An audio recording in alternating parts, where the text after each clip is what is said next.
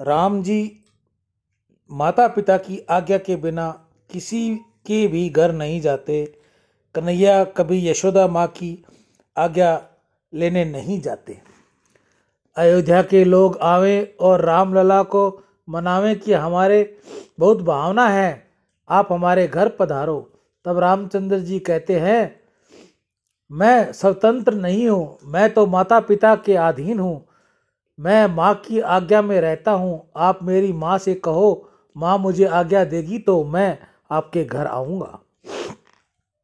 लोग कौशल्या को मानते हैं, प्रार्थना करते हैं कि माँ हमारे बहुत इच्छा है कि राम जी हमारे घर पधारें, आप राम जी को हमारे घर भेज दें माँ।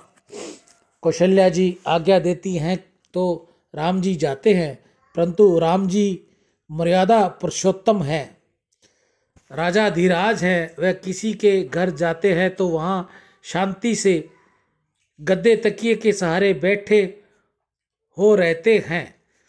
श्री राम जी अति शांत हैं। कन्हैया की सभी लीलाएं निराली हैं, बहुत गहन हैं। कन्हैया कभी किसी से ऐसा कहते नहीं कि तुम मेरी माँ से कहो, वे आज्ञा देंगी तो मैं तुम्हारे घर आऊँगा। कन्हैया तो किसी के आमंत्रण की जरूरत ही क्या थी। कन्हैया तो कहते हैं, मुझे कौन निमंत्रण देगा, मैं तो घर घर धनी हूँ, इसलिए मुझे तो सबको इकट्ठा करके ले जाना है। लाला आमंत्रण की बात क्या कभी देखता है। कन्हैया तो बगैर बुलाए ही गोपियों के घर जाता है, परंतु लाला का ऐसा नियम था कि जिसके घर मालिक ने मन से अपना सर्वस्व लाला को अर्पण कर दिया, उसी के घर लाला जाता है, वह किसी अन्य के घर नहीं जाता। चाहे जिसके घर जाकर वह माखन नहीं खाता, लाला तो जहाँ प्रेम है वहीं जाता है। श्री कृष्ण की लीलाएं में अतिशय प्रेम है। एक गोपी के घर लाला माखन खा रहे थे। उस समय गोपी ने लाला को पकड़ लिया। तब कन्हैया बोले, तेरे धनी की सौगंध खाकर कहता हूँ, अब फिर कभी कभी भी तेरे घर में नहीं आऊँगा।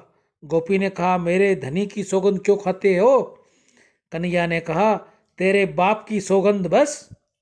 गोपी को और ज्यादा खींच आती है और लाला को धमकाती है, परंतु तू मेरे घर आया ही क्यों। कन्हैया ने कहा, अरे सखी, तू रोज कथा में जाती है, फिर तो तू तेरा छोड़ती नहीं। इस घर का मैं धनी हूँ, यह घर मेरा है। गोपी को आनंद हुआ कि मेरे घर को कन्हैया अपना घर मानता है। कन्हैया तो सबका मालिक है, सभी घर उसी के हैं, उसको किसी की आज्ञा लेने की जरूरत नहीं है। गोपी कहती है, तूने माखन क्यों खाया। लाला ने कहा, माखन किसने खाया, इस माखन में चींटी चढ़ गई थी, उसे निकालने को हाथ डाला, इतने में तू झपट पड़ी। गोपी कहती है, तू लाला, तेरे होठों के ऊपर भी तो माखन चिपक रहा है। कन्हैया ने कहा, चींटी निकालता था तभी होठों के ऊपर मक्खी बैठ गई, उसको उड़ाने लगा तो माखन होठों पर लग गया। कन्हैया जैसा बोलता है ऐसा बोलना किसी को आता नहीं, कन्हैया जैसे चलते हैं वैसा चलना किसी को आता नहीं। गोपी तो पीछे लाला को घर में खंबे के साथ डोरी से बांध दिया। कन्हैया का श्री अंग बहुत ही कोमल है। गोपी ने जब डोरी कसकर बांधी तो लाला की आंखों में पानी आ गया। गोपी को दया आई, उसने लाला से पूछा, लाला तुझे कोई तकलीफ है क्या।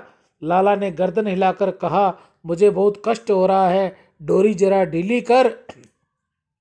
गोपी ने विचार किया कि लाला की डोरी से कसकर बांधना ठीक नहीं, मेरे लाला को दुख होगा, इसलिए गोपी ने डोरी थोड़ी ढीली रखी और पीछे सखियों को खबर देने गई कि मैंने लाला को बांधा है, तुम लाला को बांधो, परंतु किसी से कहना नहीं। तू खूब भक्ति करो, परंतु उसे प्रकाशित मत करो। भक्ति प्रकाशित हो जाती है तो भगवान सटक जाएंगे। भक्ति का प्रकाश होने से भक्ति बढ़ती नहीं, भक्ति में आनंद आता है। सियावर राम जय जय राम, मेरे प्रभु राम जय जय राम। जय मंगल भवन अमंगलहारी, द्रवौ सुदसत अजर बिहारी। दीन दयाल वृत संहारी, हरहु नाथ मम संकट भारी। जय गौमाता, जय गोपाल। आज की हरे चारे की सेवा गौशाला समिति, हनुमानगढ़ टाउन, राजस्थान, दान से अंतःकरण की शुद्धि होगी और भगवत कृपा मिलेगी। आज के दानदाताओं में जयंग ठाकुर अहमदाबाद, अनुष्का शर्मा, डॉक्टर ब्रह्म शर्मा, गिरधारी लाल अपने माता पिता स्वर्गीय श्रीमती सूरजी देवी व श्री अमरचंद पवार पाली की याद में गौ सेवा करवा रहे हैं। दिनेश भाई कोठारी की माता नर्मदा बहन कपूरचंद कोठारी आज गौ सेवा करवा रहे हैं। भिक्षा सराफ सनोप गोविंद प्रसाद सराफ, राजीव जी मल्होत्रा दिल्ली से, जिनकी आज गौ सेवा रही। आज इन सभी भाई बहनों की गौ सेवा रही। मानव जीवन में गौ सेवा का बहुत महत्व है। बुद्धि शुद्ध होती है गौ सेवा से। धन की वृद्धि होगी, भगवत कृपा मिलेगी, घर में खुशियाँ आती हैं, बच्चों में सद्बुद्धि आती है, वंश में वृद्धि दे, हृदय में ज्ञान दे, चित्त में ध्यान दे, अभय वरदान दे।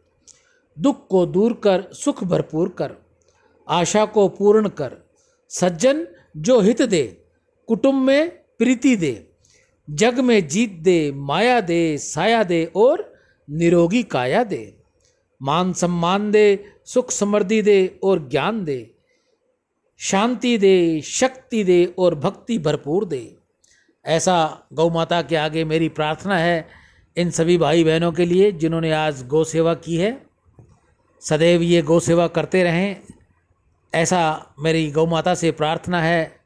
उस ठाकुर जी से मेरी प्रार्थना है, आप में से भी जो कोई और भाई बहन कोई हरे चारे की सेवा करना चाहे या अपने घर, अपनी कॉलोनी में, गांव में, जहां भी वो रहता है, जहां उसको सुविधा मिले, गौ माता की सेवा जरूर करे। गौ माता को रोटी खिलाए, गुड़ खिलाए, हरे चारे की व्यवस्था करवाए। अगर आपके पास ये सुविधा न हो या आपको जगह नहीं या आपको समय नहीं, तो हम आपकी सेवा के लिए बिल्कुल तैयार बैठे हैं। हम आपकी सेवा गौमुख तक भेज देंगे। राम।